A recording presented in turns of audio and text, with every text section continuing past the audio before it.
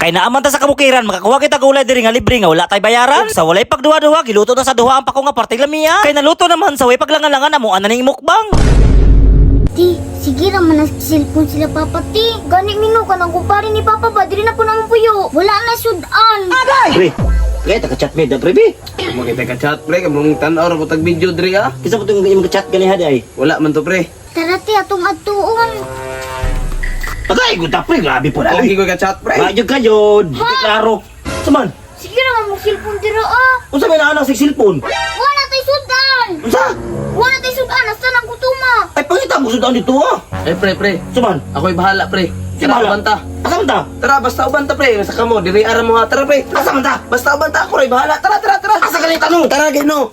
Pastilan ning kumpareha, asa ka ko dalaon ning tawhana. Paminaw nako mong palit ni sex sudaan kay wala mong gud mi sudaan. Maong kamong duha dira pag cellphone lang sa mo ha samtang nagpaabot sa amo ha. Kay sabayan ako ni akong kumpare pero wala ko kabalo kung asa ko dalaon ani niya. Pero mi biya ni mapalpak ning kumpareha pero karong adlaw isalin na ko ang tanan sa iya ha. Pero pastilan pagkahadlok aning latayan nga among giagian. Ang isa o perting hanasa pabinan ako nagsige nagbalik-balik diri aba. Unya sa akong katalawan sa akong paglatay ako nakulbaan. Akong buhaton ng tanan para makalatay ko ng latayan para karong adlaw kami makasudaan. Kay lisod man gud nga mauli ko sa mo nga wala ko'y dala na lisod na kasab-an na po ko atong duha. Maong relax na lang mong duha dira ay pasiguro na ko karong adlaw nga makadala ko sudan ni guli sa tuwa. Sa wala dam ha diri ko gidala ni kumpare nang huwat mi pako nga party ka presko. Pag kanindot ko diri makagulay na ka libre pa. Tanawar ko nang udlot sa pako party pantulira.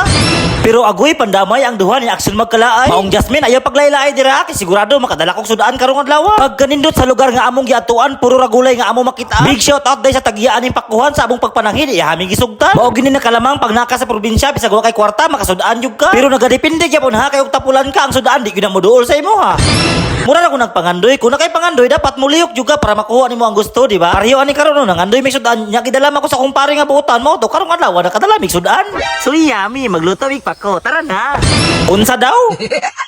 Maong salamat kay Lord, gibugna nimo ning pagkauna, dahang tao nga nakabinipis aning pagkauna. Sa mga sobra-sobra ng blessing dira sa mga pagkaon unta, dili ninyo sayang-sayangan. Kay sa kalisod man gud karon sa panahon, dahang bata nga halos wala na makaon. Tanawa ning isa diri sa pagunit sa pagkauna, parting pagkahuguta, kay lisod na mahagbong na. Wag mi sudan karong adlaw. Kini mga orasan nang uli na mi, may nalang kining pako nga among nakuha, maluto na ni. Unya ni hapit ko diri sa akong suki nga tindahan kay nagpalit ko diri mga kalamasan. Kumbay ahos ug atsal sapat na kay naamang ko itoyo dito adobohon na mo ning pakuha. Ug sa walay paglangan-langan, giplastaran na mo ang lutuonon para kami makakaon. Pero wala akong problema, ang duha nagsilpon-silpon ra gipasagdan na pa may nila. Mo relax daw sila kasi sila daw bahalag luto aning pagkauna. Kanindot ba aning trabaho mo luto na ning mga bata. Ug sa wakas ang paghagpat sa pako ako nang nahuman. Hugasan, bubuan og tubig gadagan para ang pako ato nang malimpyuhan. Ug diri na sa pagluto sa pako gisugdan na aning mga bata. Kay niinit naman ang mantika sa mga kalamasan ilahadayang gibutangan. Importante maguna siya kay mauni nagdalag aroma sa atong giluto karong adlaw. Ang mga kalamasan kay nabubuo naman nila tanan o kayo-kayon para ma-mix og taro. Pagkalabli ba aning mga bata kay bisag unsang sudaan na kaya lutoon nila. Kay nigawas naman ang aroma sa mga kalamasan sa walay pagduwa-duwa ang pako gibubuo na nila. Sigurado ko pag maluto ni gulaya parte gyud ning lamiya. Sikin sa man pwede liganan aning gulaya. Risko na masustansya pa. Nagkasinabot ginin duha ba sigurado ko gipanggutom na ni sila. Ilahaday gipamintaan gibubuag tuyo para matawag pud og adobo. Basta kay adobo nga pako sigurado ko lami gyud ni kayo. Mas bulami pag yun ning gulaya sa mutag sa gula nimong piniritong isda. Unya kay wala man lagi may kapalit kay isda kining gulay nga pure lang sa. Halaka murag lami gyud ni pagkaluto ba. Lamiana ti uy, unsa kaya na nagulay? Ambot lami, wala ko kabalo. Ay, Jasmine o Kisi, kana nga gulay, muna ginatawag nga pako. Paluto na pa. Unya kay ang adobo nga pako kay naluto naman ako na ning iplastar sa lamisa nga among kaunan. Basta si Jasmine o Kisi sa kalami nakawaw lagi. Pagkahawd gid mo luto ni mga bata, murag naliwat ni sa kuwa ba. Unya kay naplastar naman ang tanan sa way paglangan-langan amo ana ning mukbang. Uptay sa announce naman nga nagilog-ilog naman taani.